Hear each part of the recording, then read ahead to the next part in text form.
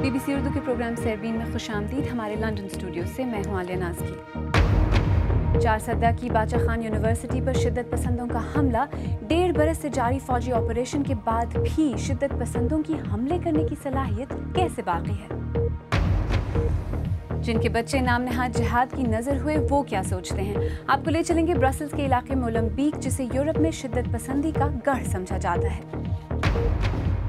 اور Indian parliament پر حملے کے جرم میں پھانسی پانے والے کشمیری افضل گورو کے صاحبزادے کا آج کیا خواب ہے؟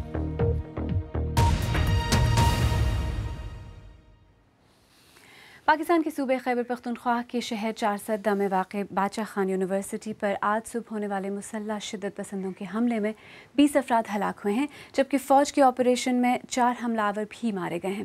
صوبے کے گورنر مہتاب خان عباسی نے کہا ہے کہ یونیورسٹی میں آپریشن مکمل کر لیا گیا ہے اور حملہ آوروں کی شناخت کے لیے فورینسک ٹیسٹ کیے جائیں گے، تاہم ابتدائی اطلاعات کے مطابق حملہ آور مقامی افراد ہی تھے۔ مزید تفصیل رفعت اللہ اورکزئی کی اس رپورٹ میں۔ عینی شاہدین کا کہنا ہے کہ حملہ دھند کا فائدہ اٹھاتے ہوئے صبح 9 بجے کے لگ بھگ یونیورسٹی کی اگبی دیوار پھلانگ کر کیمپس کے اندر داخل ہوئے، تاہم یونیورسٹی کے محافظوں کی طرف سے فوری جوابی کارروائی کے بعد حملہ آوروں کو کیمپس کے ایک ہاسٹل تک محدود رکھا گیا۔ ہمارے پاس جو ڈیڈ باڈیز پڑی ہوئی ہیں ان میں سے 2 کے جو خودکش جیکٹس ہیں وہ بلاسٹ نہیں ہوئے ہیں، تو مینلی انہوں نے فائرنگ کی ہے۔ اور میرا یہ خیال ہے کہ جو پولیس کے 2 سب انسپیکٹر تھے، اگر انہوں نے اتنی ٹائملی انٹری نہ کی ہوتی، اس کا پھر فائدہ ہمیں یہ ہوا کہ ہمیں باہر سے ان کے خلاف کارروائی کرنے کی ضرورت نہیں پڑی۔ وہ انٹر ہو چکے تھے اور روم ٹو روم انہوں نے پھر سر جاری کیا۔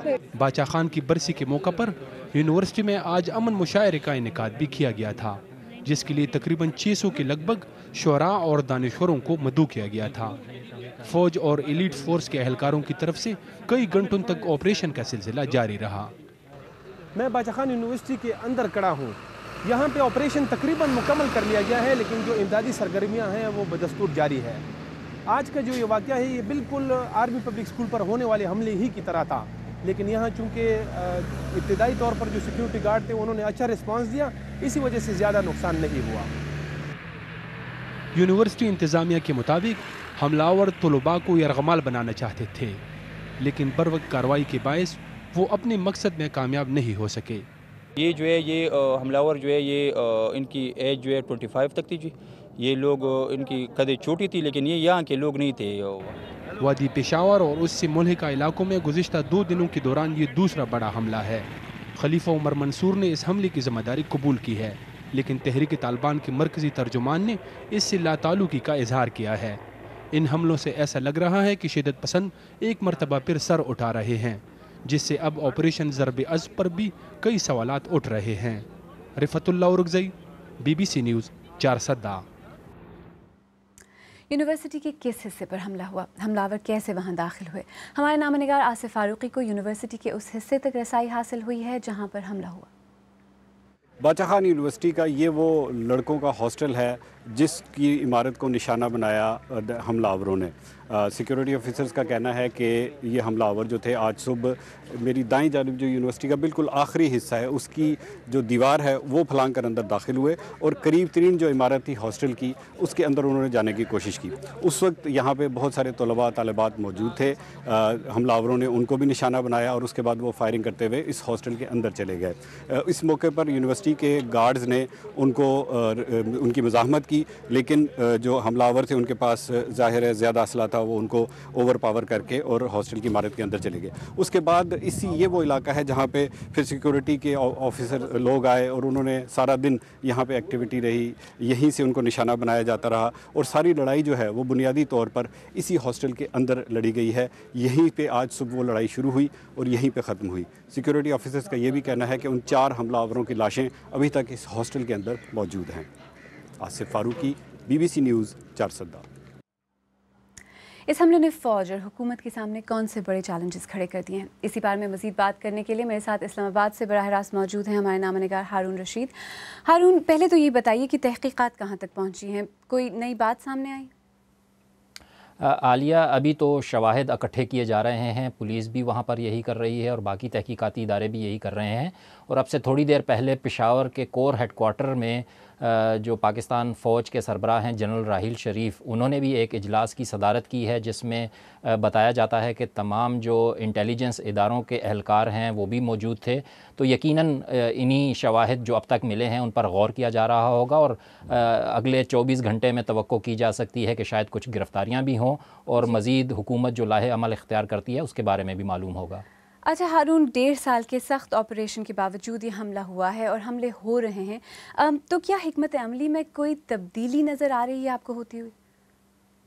دیکھیں، یہ پچھلے 1-1.5 ماہ میں پاکستان میں جو شدت پسند ہیں انہوں نے حملوں میں مزید کچھ زیادہ اضافہ کر دیا ہے، لیکن اس سے پہلے اگر 12 ماہ دیکھیں پشاور اسکول حملے کے جو دسمبر 2014 میں ہوا تھا، اس کے بعد تشدد میں کچھ کمی آئی تھی اور حکومت اس کا کریڈٹ جو نیشنل ایکشن پلان انہوں نے جاری کیا تھا اس کی وجہ سے لے رہی تھی، لیکن اب کچھ لوگ اس پر تنقید بھی کر رہے ہیں، یہ جو تشدد میں اضافہ ہوا ہے، اور وہ اس کو نو ایکشن پلان بھی کہہ رہے ہیں اور تنقید کر رہے ہیں کہ حکومت کافی سست روی سے اس سے جا رہی ہے، تو یقیناً حکومت غور کر رہی ہوگی کہ اس کو کس طرح سے مزید مؤثر بنایا جا سکتا ہے۔ ہارون، ایک تاثر یہ بھی ہے کہ یہ آپریشن ابھی بھی سلیکٹیو ہے، کچھ لوگوں کے خلاف کارروائی ہو رہی ہے، کچھ کے خلاف کارروائی نہیں ہو رہی، کیا یہ بھی ایک وجہ ہے اس کی ناکامی میں؟ جی بالکل، یقیناً اب یہ جو شدت پسندی کا مسئلہ ہے وہ اس پورے خطے کا مسئلہ بن چکا ہے، صرف پاکستان کا مسئلہ نہیں ہے، اور صرف پاکستان اگر چاہے بھی تو شاید اس کو اب حل نہیں کر سکتا، اس میں افغانستان بھی ہے اور اس میں انڈیا بھی شامل ہے، اور یہ جو اب تک کی کارروائی نظر آ رہی ہے، کچھ لوگوں کا کہنا ہے کہ صرف جو پاکستان مخالف قوتیں ہیں ان کے خلاف ہو رہی ہے، جو انڈیا کے خلاف ہیں ان کے خلاف بھی نہیں ہو رہی، اور جو افغانستان کے خلاف ہیں ان کے خلاف بھی نہیں ہو رہی، تو اس وجہ سے یہ جو ہے اس کی ایفیکٹونیس اور اس کا مؤثر جو ہونا ہے وہ اس پر کافی سوالیہ نشانات ہیں۔ اسلام آباد سے ہارون رشید، ہم سے بات کرنے کا بہت بہت شکریہ۔ آئیے اب دیگر اہم موضوعات پر ایک نظر ڈالتے ہیں۔ انسانی حقوق کے عالمی ادارے ایمنسٹی انٹرنیشنل نے کہا ہے کہ کرد پیشمرگہ اور مسلح ملیشیا کے جنگجوؤں نے مل کر شمالی عراق میں عرب آبادی کے ہزاروں مکانات مسمار کر دیے ہیں۔ ادارے نے ایک رپورٹ میں کہا ہے کہ انہوں نے ایسا انتقامی کارروائی کے طور پر کیا ہے کیونکہ ان کے خیال میں یہ لوگ دولت اسلامیہ کے جنگجوؤں کے حامی ہیں۔ شدت پسند تنظیم دولت اسلامیہ نے اپنے رسالے میں تصدیق کی ہے کہ جہادی جان کے نام سے مشہور ہونے والا ایک برطانوی شدت پسند نومبر میں ایک ڈرون حملے میں ہلاک ہو گیا تھا۔ رسالے کے مطابق اس کا اصل نام محمد اموازی تھا۔ یورپی کونسل کے صدر ڈونلڈ ٹسک نے کہا ہے کہ یورپی یونین کے پاس تارکین وطن کے مسئلے پر قابو پانے کے لیے 2 ماہ سے زیادہ کا وقت نہیں ہے۔ گزشتہ برس 10 لاکھ سے زیادہ پناہ گزینوں کی یورپ آمد سے ایک بحران پیدا ہوا جس کے فوری خاتمے کے آثار دکھائی نہیں دے رہے۔ جن خواتین کو غیر مستقل دل کی دھڑکن یا آرٹریل فبریلیشن کی شکایت ہوتی ہے انہیں دل کی بیماریوں کا خطرہ مردوں کے مقابلے میں کہیں زیادہ ہے، جو مہلک بھی ثابت ہو سکتا ہے۔ برٹش میڈیکل جرنل میں شائع ہونے والی نئی تحقیق کے مطابق دنیا بھر میں 40 لاکھ سے زیادہ لوگوں کو اس مرض کی شکایت ہے، لیکن خواتین کو اس سے زیادہ خطرہ کیوں لاحق ہے؟ ڈومنک ہیوز کی رپورٹ پیش کر رہے ہیں غضنفر حیدر۔ ایٹریل فبریلیشن یا غیر مستقل دل کی دھڑکن سے ہر سال صرف برطانیہ میں 10 لاکھ لوگ متاثر ہوتے ہیں۔ اس سے دھڑکن کا تسلسل غیر متوازن ہوتا ہے، جس سے کئی بار دھڑکن کا نہ آنا یا پھر کئی بار ایک ساتھ 2 دھڑکنیں آ جاتی ہیں، جس کی وجہ سے مریض کو نہ صرف چکر آتے ہیں بلکہ تھکاوٹ اور سانس لینے میں دشواری بھی ہوتی ہے۔ اگر حالت زیادہ بگڑ جائے تو اس سے اسٹروک ہونے کا بھی خطرہ ہے۔ خواتین کو اس بیماری کا خطرہ دگنا ہے۔ 65 سال سے زائد عمر کے لوگوں میں سے 10 میں سے 1 کو اس بیماری کے ہونے کا خطرہ لاحق ہے۔ محققین کے مطابق جن خواتین کو یہ بیماری لاحق ہوتی ہے ان کی ہلاکت کے خطرات مردوں کے مقابلے میں دگنے ہوتے ہیں، جبکہ انہیں دل کی بیماریوں یا اسٹروک کا بھی 2 گنا زیادہ خطرہ ہے۔ اس تحقیق کا مقصد اس مرض کے بارے میں آگاہی پیدا کرنا ہے۔ اگر آپ کو اس طرح کی کسی بھی تکلیف کی شکایت ہے تو اپنے ڈاکٹر یا جی پی سے رجوع کریں اور انہیں کہیں کہ وہ ان کی میڈیکل ہسٹری دیکھیں اور معائنہ کریں، اور اگر ان کے خاندان میں ایسا کچھ ہے تو انہیں مزید ٹیسٹ کے لیے ایک اسپیشلائزڈ یونٹ کے پاس بھیجا جانا چاہیے۔ محققین ابھی تک اس بات کو پوری طرح نہیں سمجھ پائے کہ اس بیماری کے حوالے سے خواتین اور مردوں میں اتنا فرق کیوں ہے، لیکن ان کا خیال ہے کہ اگر ڈاکٹروں کو اس بیماری کے بارے میں آگاہی ہو تو وہ بہتر طریقے سے خواتین کا علاج کر سکتے ہیں۔ ڈومنک ہیوز کی رپورٹ۔ آئیے اب دیکھتے ہیں کہ ہماری ویب سائٹ bbcurdu.com پر آپ کن خبروں میں دلچسپی لے رہے ہیں۔ پاکستان کے علاقے چارسدہ میں واقع باچا خان یونیورسٹی پر حملے کی خبر سب سے زیادہ پڑھی جا رہی ہے۔ BBC کی ایرانی نژاد برطانوی صحافی کو امریکہ جانے والی پرواز پر سوار ہونے سے روکنے کی خبر، اور کرکٹ میں آسٹریلیا کے ہاتھوں انڈیا کی شکست کی خبر میں بھی قارئین کی دلچسپی رہی۔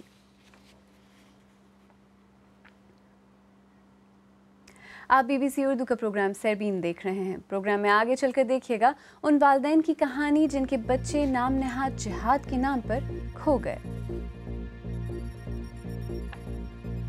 اور 3 برس قبل پھانسی پانے والے کشمیر کے افضل گورو کے صاحبزادے ان کے کون سے خواب کی تکمیل میں مصروف ہیں۔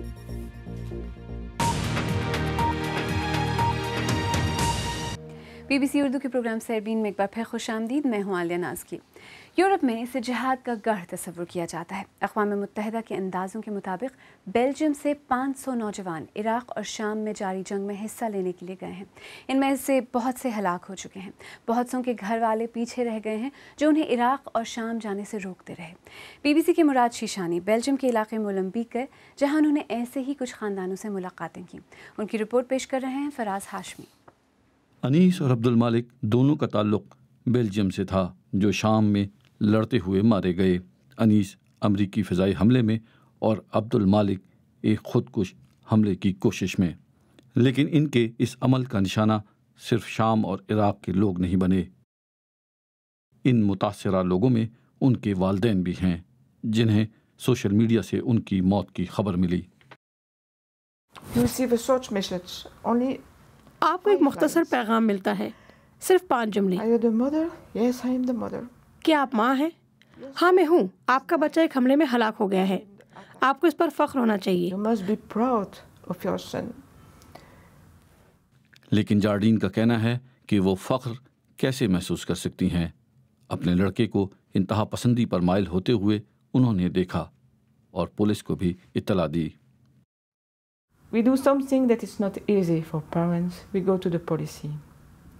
والدین کے لیے جو آسان نہیں ہوتا وہ بھی ہم نے کیا۔ ہم نے پولیس سے رابطہ کیا، انہیں اسے روکنے کے لیے کہا، لیکن انہوں نے انکار کر دیا۔ ہم نے کہا ہمیں یقین ہے کہ وہ شام چلا جائے گا اور ہمیں اسے روکنا چاہیے، لیکن انہوں نے ایسا نہیں کیا۔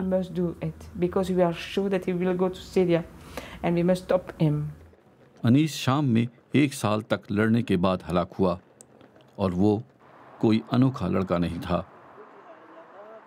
سینکڑوں کی تعداد میں یورپ سے نوجوان لڑنے کے لیے شام گئے۔ بیلجیم سے شام جانے والوں کی اکثریت کا تعلق برسلز میں مولنبیک کے اس علاقے سے تھا۔ شام میں ہلاک ہونے والوں کے والدین اس علاقے میں سپورٹ گروپ تشکیل دے رہے ہیں، نجات اور ادریس جیسے لوگوں تک پہنچنے کی کوشش کر رہے ہیں۔ ان کا بیٹا عبد المالک نومبر 2015 میں حدیثہ میں خودکش حملہ کرتے ہوئے ہلاک ہوا۔ اس کی موت کے شواہد موجود ہیں، لیکن ان کے والدین کے لیے یہ تسلیم کرنا مشکل ہے۔ جب میرا بیٹا شام گیا تو مجھے علم ہوا کہ دنیا میں کیا ہو رہا ہے۔ جہادیوں نے ٹویٹ کیا کہ میرا بیٹا ہلاک ہو گیا ہے۔ میرے ذہن میں ہے کہ وہ نہیں رہا، لیکن میرا دل کہتا ہے کہ وہ مرا نہیں ہے۔ دنیا بھر میں دکھ اور درد کی ایک بڑی وجہ آج شدت پسندی بھی ہے، لیکن شدت پسندی سے متاثرہ لوگوں کے زخم شاید کبھی مندمل نہ ہو پائیں۔ مراد شیشانی کی رپورٹ۔ اگر آپ یہ رپورٹ یا آج کا پروگرام دوبارہ دیکھنا چاہیں تو ہمارے YouTube چینل پر آئیے، پتہ ہے youtube.com/BBC اردو۔ اگر آپ ہمارا پروگرام موبائل پر دیکھتے ہیں تو ہم نے آپ کے لیے ایک خصوصی موبائل پلے لسٹ بھی تیار کی ہے جو ہمارے YouTube پیج پر موجود ہے۔ انڈیا کے زیر انتظام کشمیر میں 3 سال پہلے محمد افضل گورو نامی عسکریت پسند کو انڈین پارلیمان پر حملے کی سازش کے جرم میں پھانسی دی گئی تھی۔ شاعری کے شوقین افضل کا بیٹا اس وقت پیدا ہوا جب وہ جیل میں تھے۔ انہوں نے بیٹے کا نام غالب رکھا۔ رنج و غم اور نفسیاتی دباؤ کی فضا میں پروان چڑھے غالب نے 10ویں جماعت کے امتحانات میں امتیازی پوزیشن حاصل کر لی ہے۔ غالب سے بات کی سری نگر میں ہمارے نامہ نگار ریاض مسرور نے۔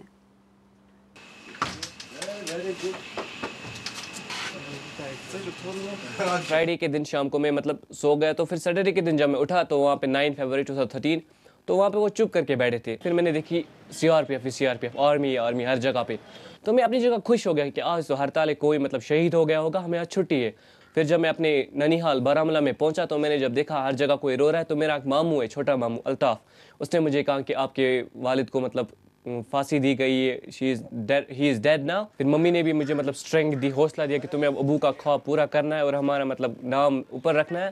تو میرے دماغ میں ایک فائر پاور جیسا پیدا ہو گیا جو مجھے ہر وقت ہر جگہ اسٹرینتھ دیتے گیا۔ تو میں شکر کرتا ہوں اپنے اللہ تعالیٰ کا، اور اپنی مطلب میری جو میں ابھی اس وقت ہوں وہ سب میں اپنی ماں کی وجہ سے ہوں۔ ڈاکٹر میں اس لیے بننا چاہتا ہوں کیونکہ ہماری مطلب سوسائٹی یہاں پہ ہیلتھ کیئر اچھا نہیں ہے۔ جیسے ہماری جو یہ مطلب گورنمنٹ ہے وہ نام کی گورنمنٹ ہے، کبھی کام ویسے کرتی ہی نہیں۔ ہابیز زیادہ تر میں اسٹوریز سنتا ہوں، شیکسپیئر کی، اور موویز دیکھتا ہوں، زیادہ تر لیونارڈو ڈی کیپریو اور ٹام کروز کی، جو مطلب ہوتی ہے موٹیویشن موویز۔ اور میں جب دیکھتا ہوں اپنے ابو کے بارے میں تو زیادہ تر ابو میرے کبھی کبھی جب ہم خط لکھتے تھے وہ آخری میں غالب کا ایک شعر لکھ دیتے تھے، جس سے مجھے پتہ چلتا تھا کہ ان کو لٹریچر میں بھی شوق تھا۔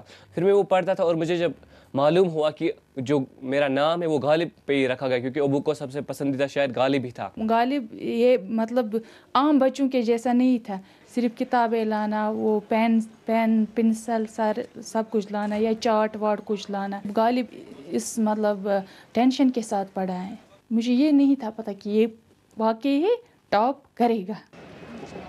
دیکھیں ہم تو پہلے ٹین ایج کا یہ پرابلم ہے کہ ایجوکیشن کے علاوہ ہمیں کوئی فیلڈ دیتے ہی نہیں ہے۔ پہلے اگر ہم سپورٹس میں جائیں گے تو وہاں پہ کشمیری کو دیکھتے نکالتے ہیں کہ از اے ٹیررسٹ، ہمیں پہلے سے ہی بولا گیا کہ آپ ٹیررسٹ لوگ ہو۔ اس لیے کشمیر کے لوگ مطلب یہ تو کہتے ہیں کہ ڈسپیوٹڈ ٹیریٹری ہے، پھر بھی یہ ٹاکس کے درمیان یہ ٹھیک نہیں کر سکتے، کبھی ویسے کوئی باتیں کرتی ہے تو کوئی ہو جاتا ہے۔ غالب تو 2.5 سال کا تھا جب اس کو پتہ چلا کہ میرے مطلب ڈیڈی تہاڑ جیل میں بند ہے، تو افضل صاحب نے جج کو کہا کہ میری فیملی آئی ہے، پلیز آپ مجھے یہ جو چین وین ہے یہ نکالو۔ افضل صاحب نے اینک اپنی نکالی اور غالب کی آنکھوں میں آنکھیں ڈالی۔ غالب نے اس ٹائم کہا ہائے یہ تو میرا ابو ہے۔ ابن مریم ہوا کرے کوئی، میرے دکھ کی دوا کرے کوئی، موت کا ایک دن معین ہے، نیند کیوں رات بھر نہیں آتی ہے، آگے آتی تھی حال دل پہ ہنسی، اب کسی بات پر نہیں آتی ہے۔ اگر آپ چاہیں تو مجھ سے اور ہماری ٹیم کے دیگر ساتھیوں سے ٹویٹر پر بھی رابطہ کر سکتے ہیں۔ میرا ٹویٹر ہینڈل ہے @عالیہ۔ اس کے ساتھ ہی سیربین اختتام کو پہنچا۔ پروگرام میں پیش ہونے والے موضوعات پر اگر آپ اپنے خیالات کا اظہار کرنا چاہیں تو فیس بک پر ہمارا صفحہ حاضر ہے۔ آپ ہمارے ٹویٹر ہینڈل @BBC اردو کے ذریعے بھی ہم سے رابطہ کر سکتے ہیں۔ کل پھر حاضر ہوں گے، تب تک تازہ ترین خبروں، تجزیوں، تبصروں، تصاویر اور ویڈیوز کے لیے ہماری ویب سائٹ bbcurdu.com دیکھتے رہیے۔ عالیہ ناز کی کو اب اجازت دیجیے۔